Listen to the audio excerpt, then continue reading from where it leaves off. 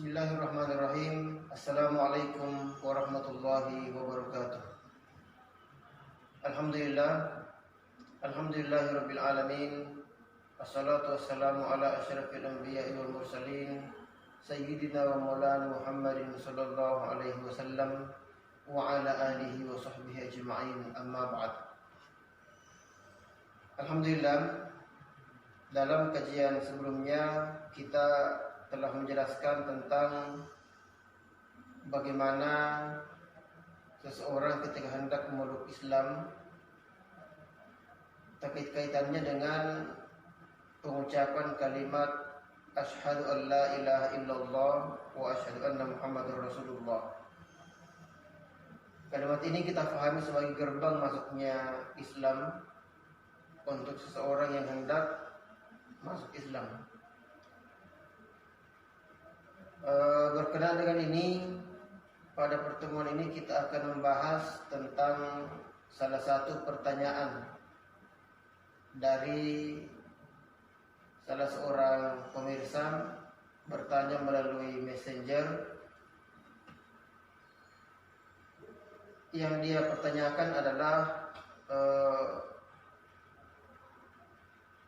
inti pertanyaannya mengatakan, bisakah orang yang sudah meninggal dimasukkan atau diislamkan?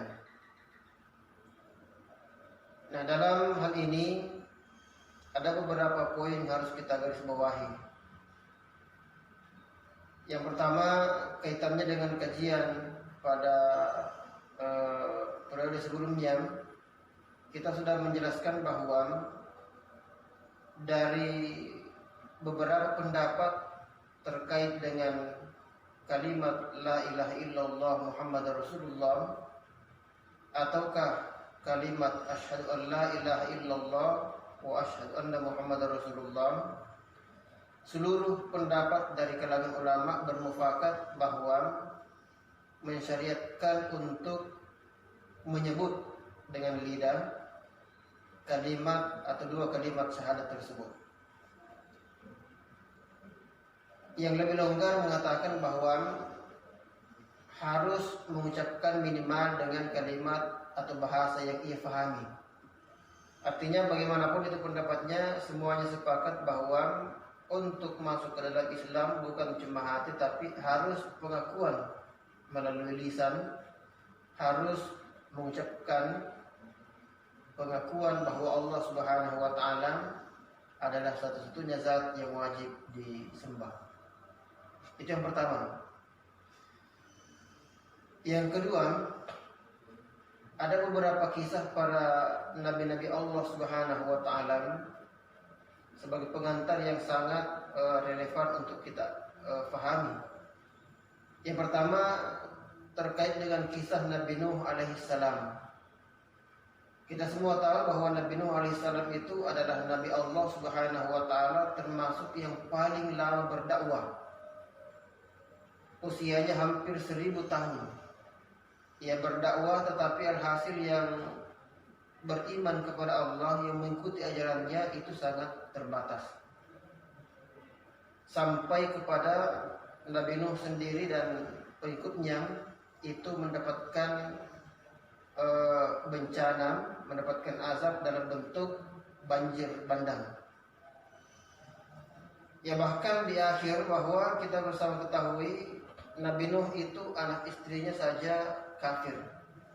Anak istrinya pun tidak mau menerima hidayah. Tidak menerima hidayah? Ya, sehingga karena tidak menerima hidayah, sehingga anak istrinya pun mati dalam kekafiran. Yang kedua, kisah Nabi Ibrahim alaihissalam. Kita semua tahu bahwa Nabi Ibrahim itu adalah Nabi yang mendapatkan gelar sebagai Imamul Muwahhidin, pemimpin orang-orang yang bertauhid. Tetapi fakta menyatakan bahwa ia pun tidak sanggup menjadi penyebab turunnya hidayah untuk bapaknya. Ya, di mana ayah Nabi Ibrahim itu adalah memiliki profesi sebagai pembuat patung berhala. Sampai akhir hayatnya tidak sempat dan tidak mendapatkan hidayah dari Allah Subhanahu wa taala untuk menganut agama yang dibawa oleh putranya, yakni Nabi Ibrahim alaihissalam. Nah, sehingga bahkan dalam sejarah disebutkan Nabi Ibrahim bahkan diusir oleh ayahnya untuk meninggalkan rumahnya.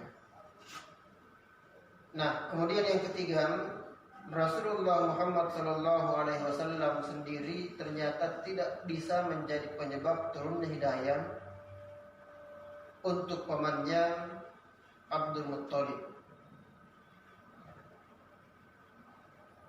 Abu Thalib ya, maaf. Tidak bisa menjadi penyebab turunnya hidayah untuk pamannya Abu Thalib. Nah, sehingga Abu Thalib dalam sejarah beliau adalah orang yang paling teguh membela Rasulullah dalam setiap dakwanya. Bahkan ketika orang-orang kafir Quraisy hendak membunuh Rasulullah, maka Abu Thalib berdiri sebagai pelindung. Ia berdiri sebagai tameng Rasulullah melindungi keponakannya. Tetapi sayangnya Abu Thalib tidak mendapatkan hidayah untuk masuk Islam. Ketika dia sakaratul maut, datanglah Rasulullah membisikkan untuk mengucapkan 2 kalimat syahadat. Lalu kemudian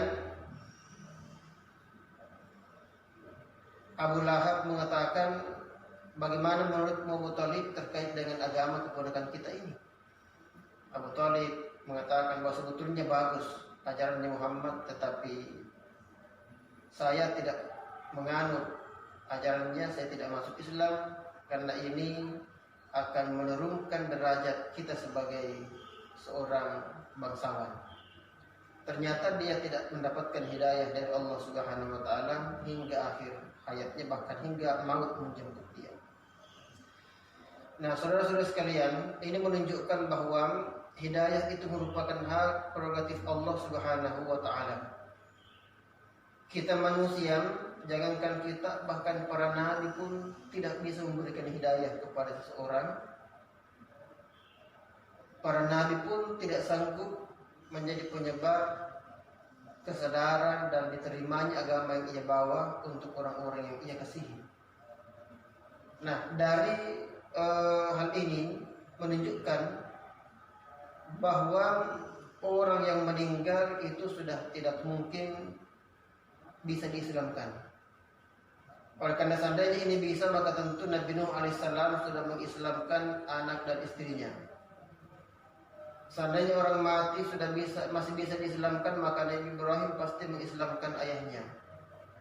Dan sekiranya orang mati masih bisa diislamkan, maka tentulah Rasulullah Muhammad SAW akan mengislamkan pamannya Abu Thalib. Nah, tetapi ini tidak dilakukan oleh para nabi-nabi Allah Subhanahu wa taala. Maka sekali lagi ini menunjukkan bahwa hidayah itu adalah hak Allah, dan kita yang masih hidup tidak mungkin bisa mengislamkan orang yang sudah meninggal dunia.